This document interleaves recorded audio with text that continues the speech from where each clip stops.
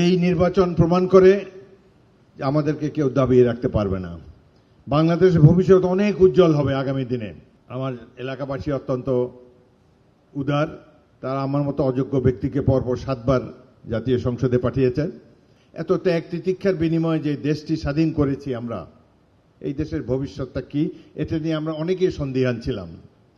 অনেক শিক্ষিত পিএইচডিধারীরা আমাদেরকে গণতন্ত্রের সবক দিয়ে গেছেন 1.5 বছর ধরে। কিভাবে রাষ্ট্র চলবে, কিভাবে সংবিধান সংশোধন হবে। বাংলাদেশের জনগণ তো ভোট দিতে জানে না। গুরুত্বপূর্ণ ব্যক্তিরা বলে বাংলাদেশের জনগণ ভোট দিতে জানে না, অশিক্ষিত লোকের দেশ, গণতন্ত্র এখানে ফাংশনাল হবে না। অথচ 12ই ফেব্রুয়ারির নির্বাচনটি দেখেন, এটি আমার জন্য ছিল 10 নম্বর নির্বাচন। আমার এলাকাবাসী অত্যন্ত উদার, তারা আমার মতো অযোগ্য ব্যক্তিকে পরপর 7 বার জাতীয় সংসদে পাঠিয়েছেন।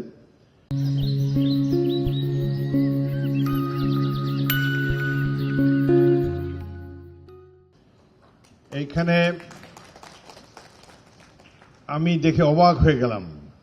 এই নির্বাচনে দেখালো যে আমাদের পলিটিশিয়ানদের মধ্যে যত মতদ্বৈধতা থাকুক, যত দুর্বলতা থাকুক, যত হীনমন্যতা বোধ থাকুক, বাংলাদেশের সাইলেন্ট মেজরিটি তারা অত্যন্ত দেশপ্রেমিক, শান্ত শিষ্টভাবে, দৃঢ়ভাবে, নীরবে, কোনো ধরনের গণ্ডগোল ব্যতি রেখে দেশের ইতিহাসের সবচেয়ে সুষ্ঠু নির্বাচনটি তারা উপহার দিয়েছে জাতিকে 12ই ফেব্রুয়ারি তারিখে। এই নির্বাচন প্রমাণ করে যে আমাদেরকে কেউ দাবিয়ে রাখতে পারবে না। বাংলাদেশের ভবিষ্যৎ অনেক উজ্জ্বল হবে আগামী দিনে। আমাদের একতাই আমাদের শক্তি।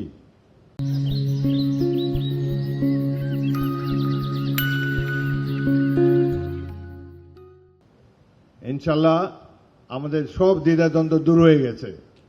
আমাদের রাজনীতিবিদরা কখনো যদি দেশকে বিপথে নেওয়ারও চেষ্টা করেন, আমাদের ঐক্যবদ্ধ জনগোষ্ঠীর এই দেশের বীর জনতা নিশ্চয়ই তার প্রতিরোধ করবে এবং রাইট ট্র্যাকের উপরে আমাদের দেশকে এবং সরকারকে রাখতে সক্ষম হবে।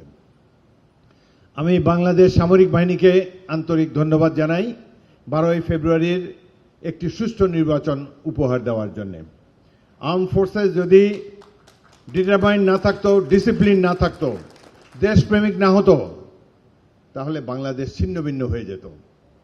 আমি সামরিক বাহিনীর প্রত্যেকটি সদস্যকে আন্তরিক অভিনন্দন জানাচ্ছি জাতির এই দুঃসময়ে ঐক্যবদ্ধ থাকার জন্যে, জনগণের আশা আকাঙ্ক্ষার সঠিক প্রতিফলন ঘটাবার জন্যে।